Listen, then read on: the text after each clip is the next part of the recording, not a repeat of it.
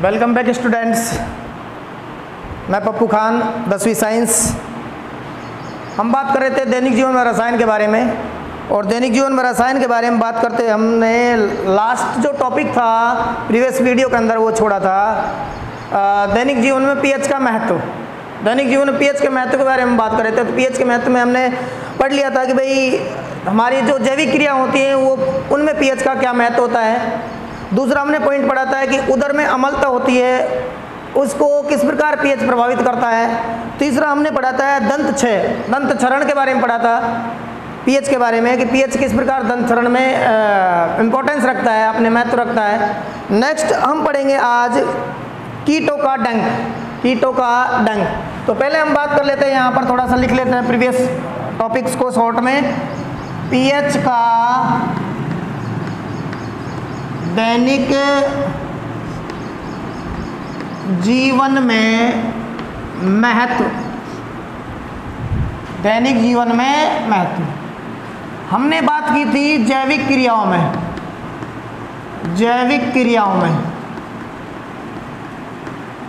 किसमें बात की थी? जैविक क्रियाओं में। विशिष्ट पीएच पर ही क्या है? जैविक क्रियाएं संपन्न होती है।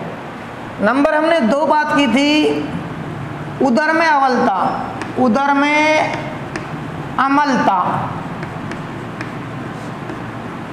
नंबर 3 बात की थी हमने दंत क्षय या क्षरण। अब हम बात कर रहे हैं नंबर 4 कीटों का डंक, स्टिंग ऑफ इंसेक्ट्स। यहां पर हम बात करेंगे अब। तो कीटों के डंक के बारे में बात करते हैं। तो जो कीट जो होते हैं, जैसे कि आपने मधुमक्खी देखी होगी, लाल चींटी देखी होगी, ततैया देखा होगा, जैसे मधुमक्खी, लाल चींटी,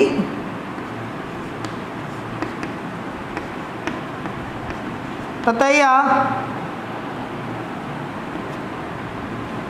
वैस्प जो बोलते हैं, ये जो कीट हैं, इन कीटों में क्या पाया जाता है? डंक।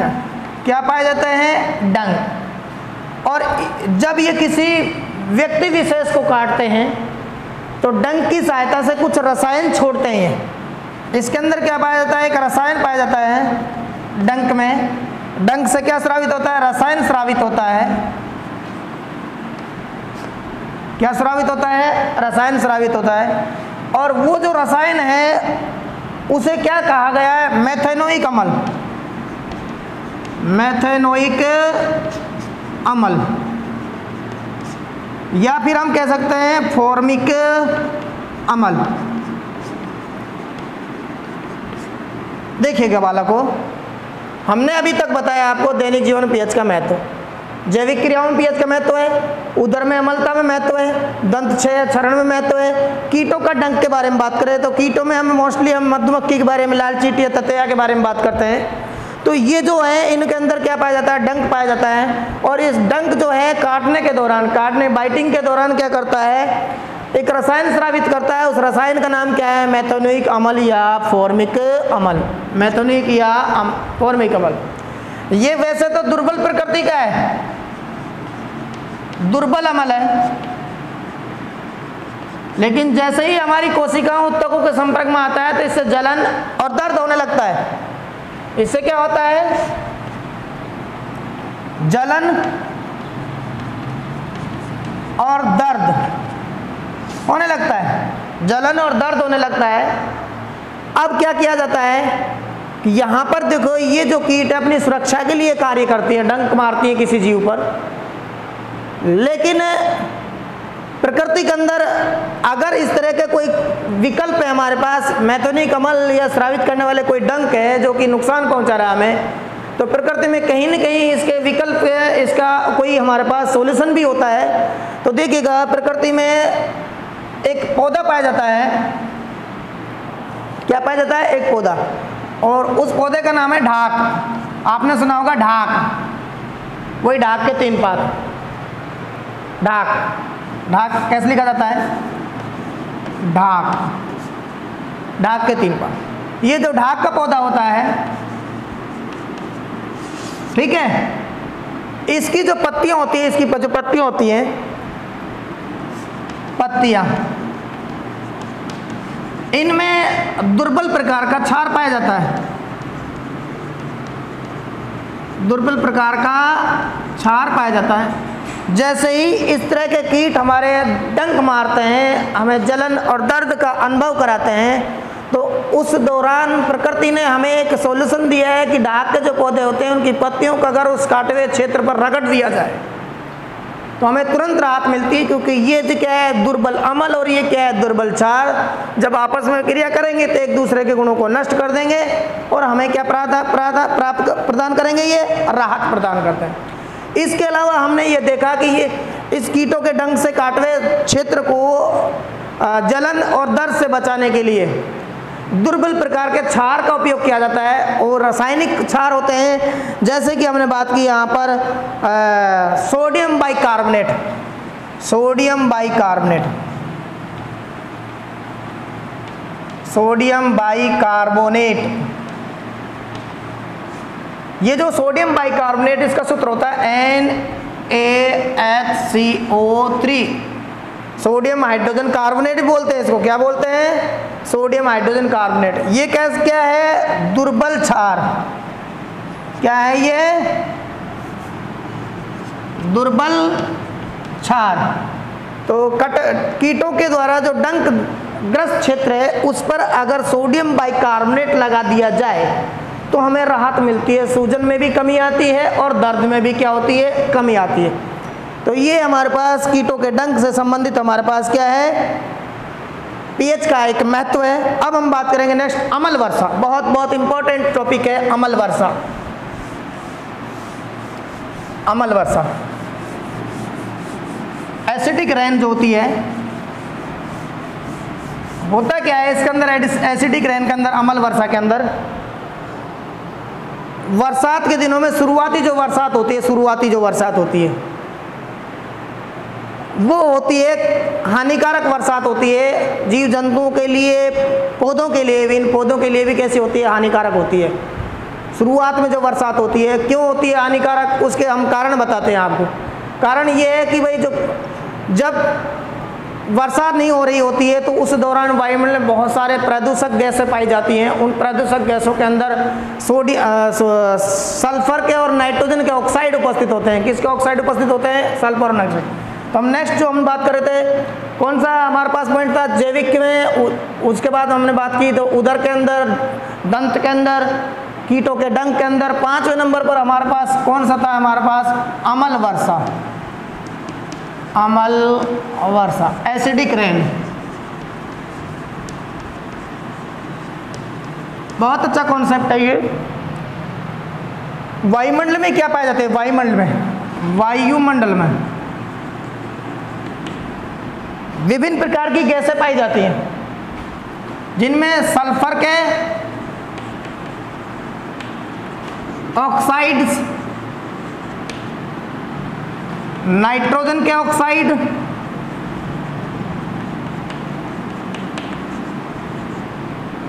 सल्फर के ऑक्साइड और नाइट्रोजन का ऑक्साइड। यहां पर इसको हम कह सकते हैं SOX, X का मतलब 2 3 4 5, यहां पर NOX 1 2 3 4, किसकी जगह, X की जगह। ये क्या पाए जाते हैं, वायुमंडल के अंदर पाए जाते हैं।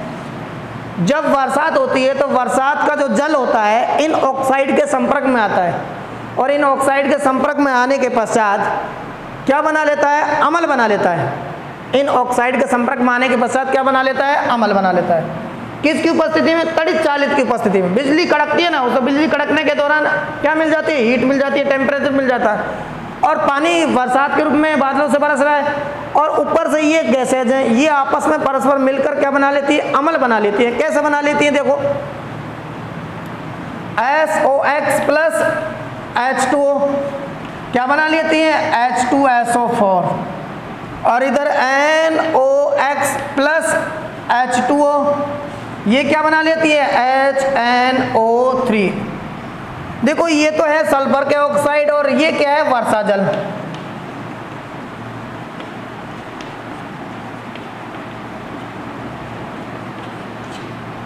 और ये क्या है, प्रदूषक गैस। ये क्या है, प्रदूषक गैस। और तड़ित चालित की उपस्थिति में, तड़ित चालित की उपस्थिति में जब बरसात होती है तो तड़ित चालित भी होती है, बिजली कड़कती है, उसकी उपस्थिति में क्या है, ये जो गैसेज हैं जल, वर्षा जल से क्रिया करके क्या बना लेती हैं, अम्ल बना लेती हैं। इसे कहते हैं सल्फ्यूरिक अम्ल। क्या बोलते हैं, सल्फ्यूरिक अम्ल। और इसे बोलते हैं नाइट्रिक अम्ल। ये जो निर्मित होते हैं ये वायुमंडल के अंदर निर्मित हो रहे हैं।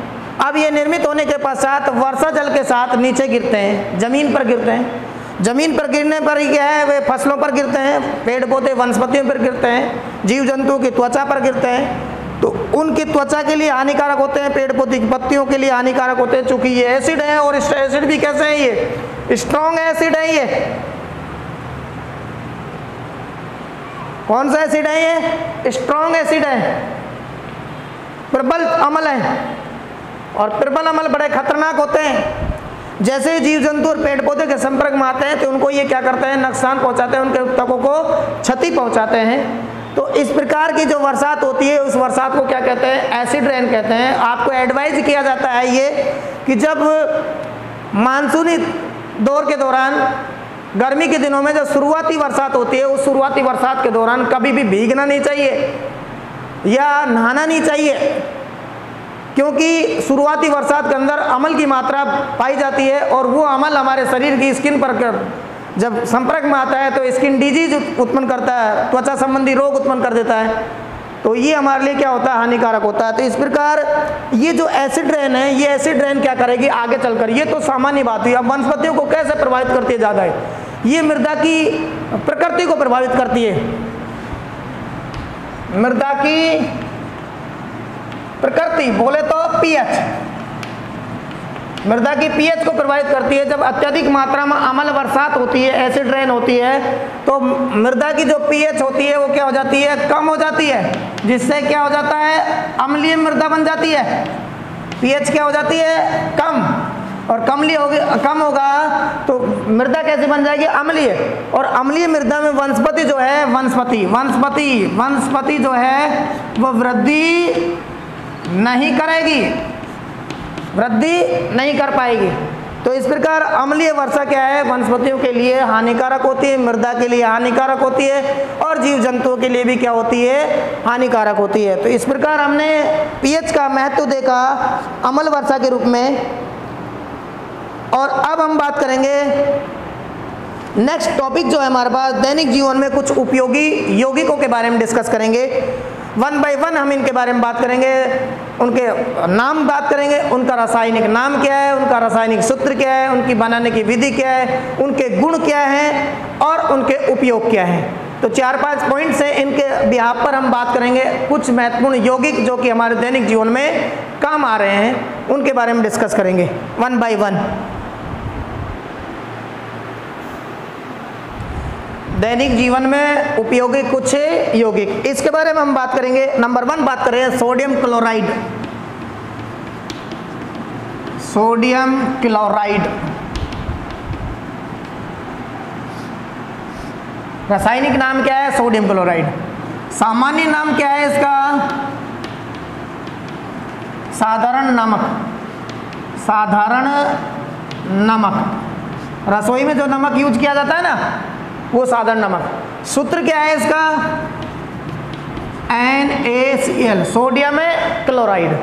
ये इसके बाद में अब इसकी जो पीएच होती है ना, पीएच, इसकी पीएच कितनी होती है, 7। क्यों होती है पीएच 7? पहले हमने बताया था आपको कि सोडियम जो क्लोराइड है ये जो एक साल्ट है, एक लवण है जो कि प्रबल अम्ल और प्रबल क्षार के क्रिया से बनता है। तो ये हमने आपको पहले ही बता दिया था कि प्रबल अम्ल और प्रबल क्षार की अभिक्रिया से बने लवण कैसे होते हैं, उदासीन। और उदासीन लवण होते हैं उनकी पीएच का मान कितना होता है, 7 होता है। ठीक है, नेक्स्ट हम बात करते हैं औद्योगिक स्तर पर इसको हम कैसे प्राप्त करते हैं। तो समुद्र का जो खारा पानी होता है उस समुद्र के खारे पानी को सुखाया जाता है और सुखाकर ये हम प्राप्त करते हैं इसको। इसमें अशुद्धियाँ पाई जाती हैं मैग्नीशियम क्लोराइड और कैल्शियम क्लोराइड की। इसमें उपस्थित अशुद्धियाँ पूछा जाता है कई बार एग्जाम में। इसमें उपस्थित अशुद्धियाँ किसमें? साधारण नमक में। अशुद्धियाँ किसकी पाई जाती हैं? मैग्नीशियम क्लोराइड और कैल्शियम क्लोराइड की। मैग्नीशियम क्लोराइड और कैल्शियम क्लोराइड।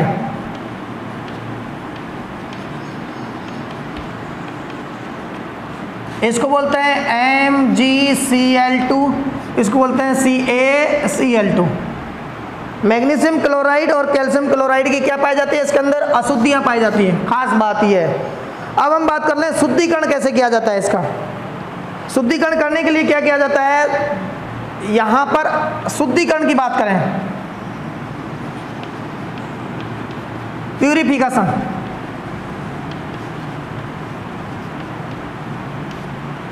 तो यहां क्या है, जो नमक होता है हमारे पास, सोडियम क्लोराइड होता है, उसका संतृप्त विलयन लिया जाता है। सोडियम क्लोराइड का संतृप्त विलयन, इसमें कौन सी गैस प्रवाहित की जाती है? HCl gas. HCl गैस प्रवाहित की जाती है, जिससे क्या होता है? सोडियम क्लोराइड अवक्षेपित हो जाता है, जिसके फलस्वरूप क्या प्राप्त हो जाता है? सोडियम क्लोराइड अवक्षेपित। सोडियम क्लोराइड अवक्षेपित हो जाता है और इसे क्या कर लिया जाता है? प्राप्त कर लिया जाता है, शुद्ध कर लिया जाता है, एक तरह से प्राप्त कर लिया जाता है इसको। इसमें अशुद्धियाँ कौन सी होती है? मैग्नीशियम क्लोराइड और कैल्शियम क्लोराइड की। पूछा जाता है साधारण नमक में अशुद्धियाँ किसकी पाई जाती हैं? 2, MgCl2 और CaCl2 की। नेक्स्ट, इसका शुद्धिकरण कैसे किया जाता है? सोडियम क्लोराइड का संतृप्त सैचुरेट सोल्यूशन लिया जाता है, जिसमें अत्यधिक मात्रा में क्या पाया जाता है? NaCl पाया जाता है। अब उसके अंदर क्या है? HCl गैस प्रवाहित की जाती है, तो जिसके कारण क्या है? सोडियम क्लोराइड अलग हट जाता है। ये क्या हो जाता है? अलग हो जाता है। अलग हो जाता है तो इसको क्या कर लेते हैं हम? अलग से सेपरेट कर लेते हैं। तो इस प्रकार क्या किया जाता है? इसका शुद्धिकरण किया जाता है। अब इसका हम बात करते हैं प्रॉपर्टीज। क्या बात करेंगे? इसके प्रॉपर्टीज। तो इसके जो गुण है, जो हमारे बात करते हैं गुण, उनके बारे में बात करेंगे और इसका उपयोग के बारे में बात करेंगे। सोडियम क्लोराइड का गुण और उपयोग।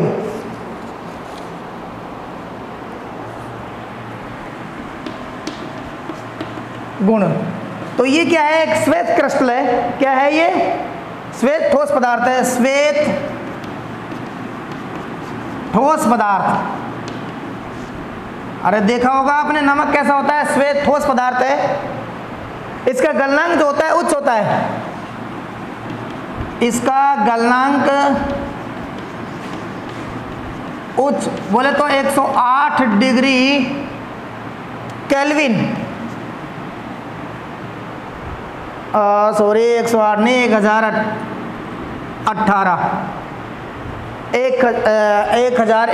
सॉरी 1081 केल्विन होता है। क्या होता है? केल्विन।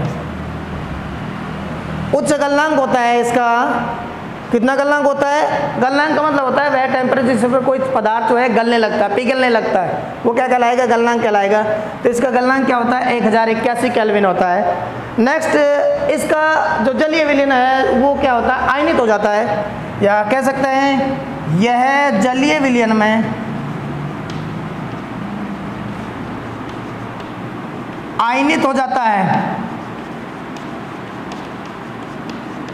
आयनित हो जाता है का मतलब यह NaCl एक्वस, बताया था मैंने आपको, Na+ एक्वस और Cl- एक्वस, ये आयन के रूप में, ये क्या है? आयन के रूप में विभाजित हो जाता है, विघटित हो जाता है। तो इसके प्रॉपर्टी क्या है सोडियम क्लोराइड की? ये श्वेत ठोस पदार्थ होता है, इसका गलनांक हाई होता है, 1081 केल्विन होता है, ये जलीय विलयन में आयनित हो जाता है, आयनों में विभाजित हो जाता है। नेक्स्ट हम बात करते हैं इसका उपयोग। इसका उपयोग के बारे में बात करेंगे तो उपयोग में क्या है? एक तो सबसे पहली बात तो ये रसोई में है, भोजन को स्वादिष्ट बनाने के लिए। उपयोग, भोजन को स्वादिष्ट बनाने में नेक्स्ट खाद्य परिरक्षण में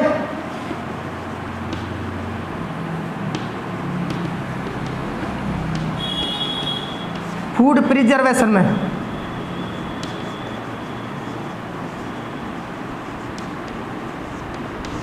मतलब भोजन को लंबे समय तक सुरक्षित बनाने के लिए क्या किया जाता है, इसको उपयोग किया जाता है।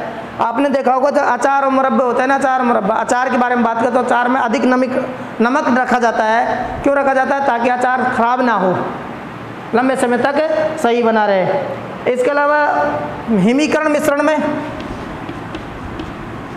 हिमीकरण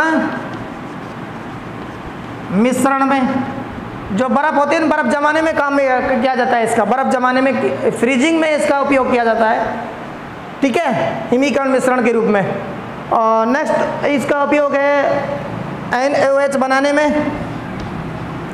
NaOH बनाने में, Na2CO3, NaHCO3,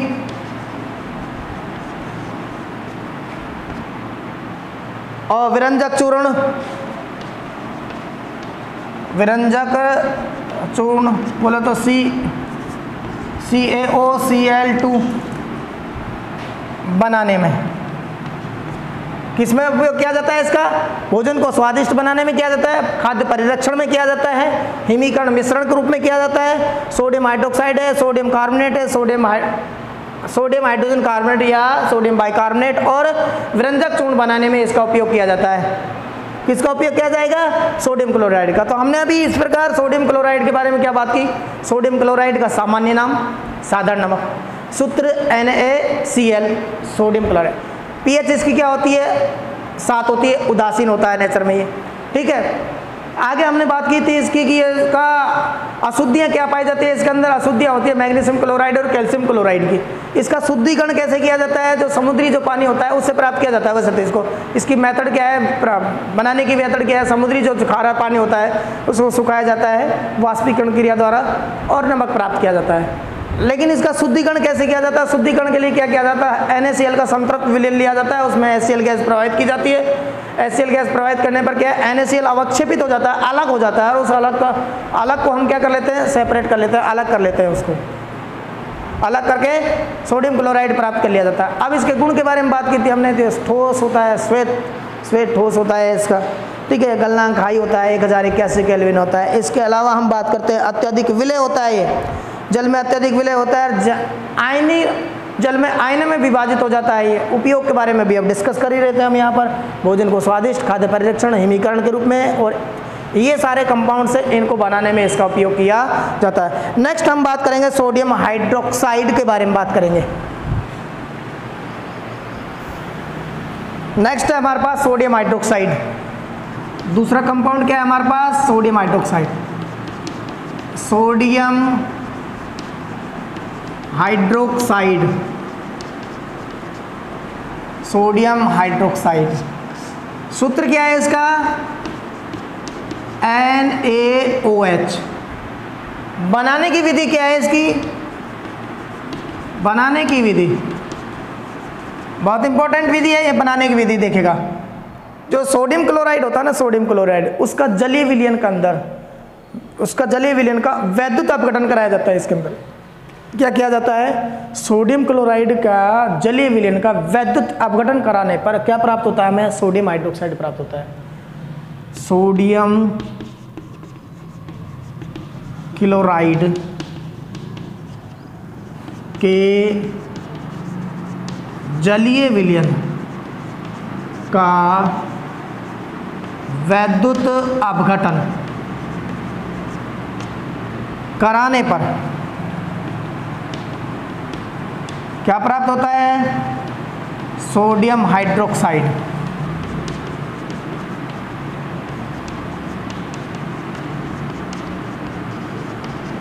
क्या प्राप्त होता है? सोडियम हाइड्रोक्साइड प्राप्त होता है। अब यहां पर वैद्युत अपघटन करा रहे हैं तो एनोड और कैथोड का उपयोग करेंगे। तो यहां पर हम बात करें कैथोड और एनोड। जो कैथोड होता है ना, कैथोड, उसमें हमें प्राप्त होती है क्लोरीन गैस,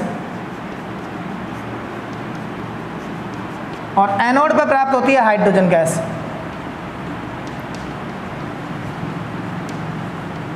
क्या प्राप्त होती है? Hydrogen gas. सही लिख दो इसको मैं, हाइड्रोजन गैस को।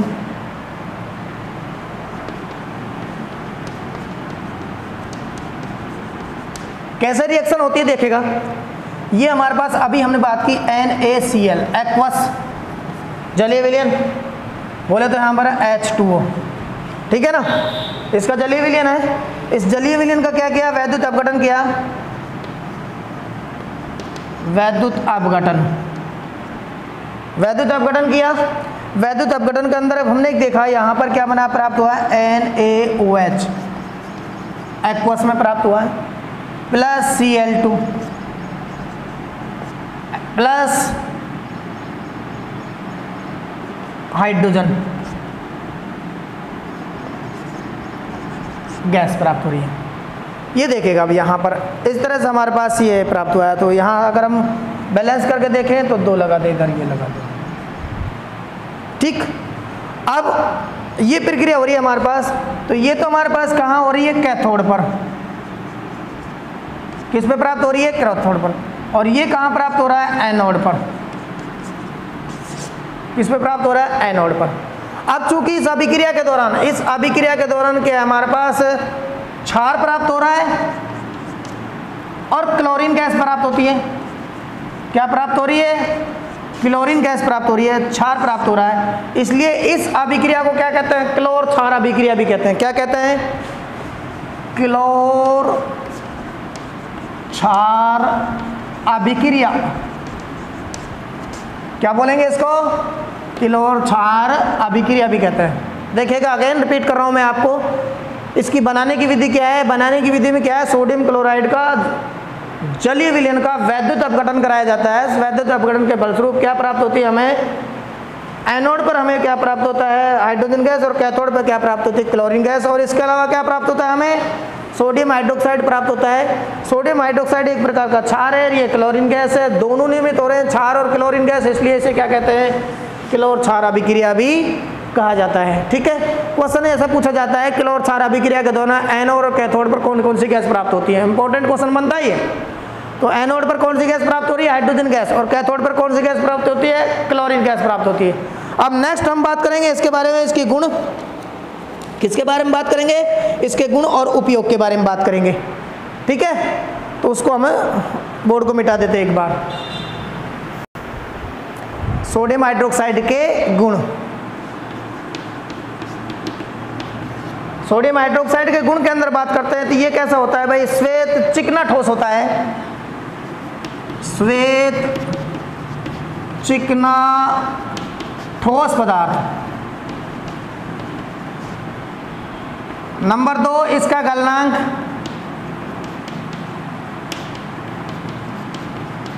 इसका गलनांक 591 केल्विन होता है। कितना होता है इसका गलनांक? 591 केल्विन होता है। इसके अलावा ये जल में शीघ्र विलय होता है। जल में शीघ्र विलयशील।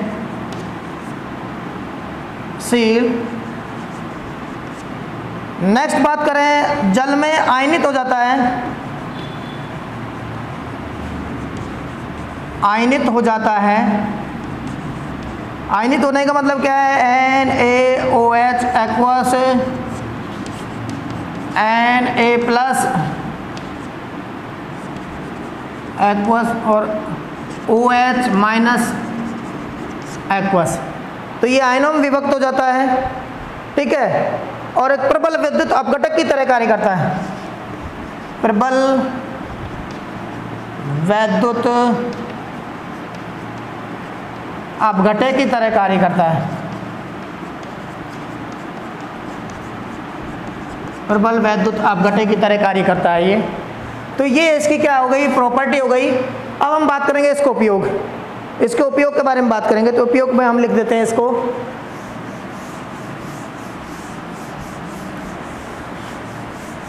यहाँ आप स्क्रीनशॉट ले सकते हैं इस प्रकार के मटेरियल को। लिख रिटर्न ज़्यादा है यहाँ पर, समझाने का कम है। तो यहाँ देखिएगा, अब हम बात करते हैं उपयोग में। साबुन है, कागज है, सिल्क उद्योग में उपयोग।